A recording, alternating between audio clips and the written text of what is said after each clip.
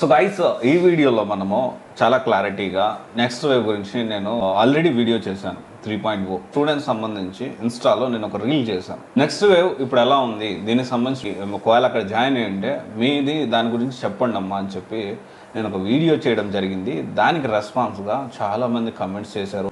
Official choose your career ఇన్స్టాలోనే message చేయడం జరిగింది. అయితే నెక్స్ట్ వేవ్లో జాయిన్ అయిన స్టూడెంట్స్ ఏం చెప్పారు అనే దానికంటే ముందు జనరల్గా అసలు నెక్స్ట్ వేవ్ 4.0కి 3.0కి మేజర్ డిఫరెన్స్ ఏంటి అనేది మనం మాట్లాడుకుంటే, సో నెక్స్ట్ వేవ్ 3.0లో లైవ్ క్లాసెస్ లేదు, ఓన్లీ రికార్డెడ్ మాత్రమే ప్రొవైడ్ చేశారు. 4.0లో దాన్ని లైవ్ ప్లస్ రికార్డెడ్ క్లాసెస్ చేశారు, which is very good. And ఇక్కడ ఈ విషయం అయితే మనకు మేజర్ డిఫరెన్స్గా కనిపిస్తుంది. కానీ దీంతో పాటు మనం నెక్స్ట్ వేవ్ 4.0 కానీ లేకపోతే 3.0 కానీ లేకపోతే నెక్స్ట్ వేవ్లో జాయిన్ అవ్వాలి అనుకున్నప్పుడు మనం కొన్ని పాయింట్స్ అనేవి కన్సిడర్ చేయాలి.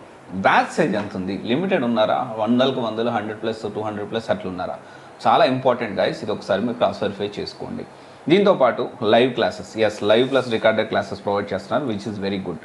అండ్ దాని తర్వాత చూసుకుంటే డౌట్స్ క్లియరెన్స్, ఈ విషయంలో మాత్రం ఇంకా క్లారిటీ అనేది రాలేదు.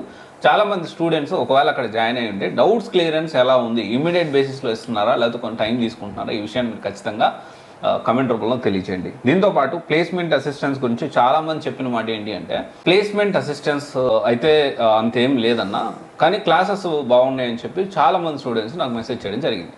సో ఇక్కడ ప్లేస్మెంట్ అసిస్టెన్స్ బాగలేదు అంటే, ఫస్ట్ మనం ఎప్పుడైనా కానీ ఇన్స్టిట్యూట్ని సెలెక్ట్ చేసుకునేటప్పుడు ముందు కోర్స్ అనేది మనకి సెలెక్ట్ చేసుకోవాల్సిన అవసరం ఎంతైనా ఉంది. కోర్స్ సెలెక్ట్ చేసుకోకుండా నేను ఇన్స్టిట్యూట్ని సెలెక్ట్ చేసుకొని డైరెక్ట్ అక్కడ వాళ్ళు చెప్పిన దానికి కన్విన్స్ అయ్యి మన కోర్స్ తీసుకుంటే సో కొంచెం మనకి బ్యాక్ ఫైర్ అయ్యేదానికి ఛాన్స్ ఉంది. మన బ్యాక్గ్రౌండ్ని బట్టి మనం ఏ కోర్స్ తీసుకోవాలనేది ఇన్స్టిట్యూట్కి వెళ్ళక ముందే మనం దాని క్లారిటీ తీసుకోవాల్సిన అవసరం ఎంతైనా ఉంది. తర్వాత మాక్ ఇంటర్వ్యూస్ విషయంలో మాక్ ఇంటర్వ్యూస్ జరుగుతున్నాయా లేదా, జరిగితే ఎలా ఉన్నాయి. అండ్ ఇంకొకటి వచ్చేసి real time projects very important.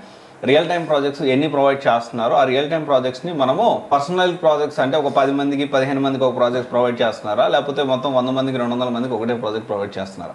ఎందుకంటే మనం మనతో పాటు ఒక 200-300 మంది 1000 మంది 2000 మంది అదే ప్రాజెక్ట్ పట్టుకొని మార్కెట్లోకి వెళ్తే సో డెఫినెట్లీ దాని ఆ వాల్యూ అనేది తక్కువ ఉంటుంది. అండ్ తర్వాత చూసుకుంటే ఇంటర్వ్యూ గైడెన్స్ ఉందా లేదా, resume preparation and faculty working professional వచ్చేసరికి కొంచెం పాజిటివ్గానే మనం చూడవచ్చు.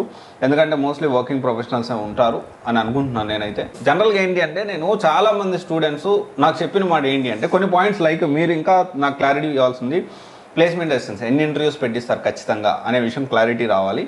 And then doubts clearance clarity రావాలి. సో ఇంకోటి వచ్చేసి చాలామంది క్లాసెస్ బాగున్నాయన్న అంటున్నారు.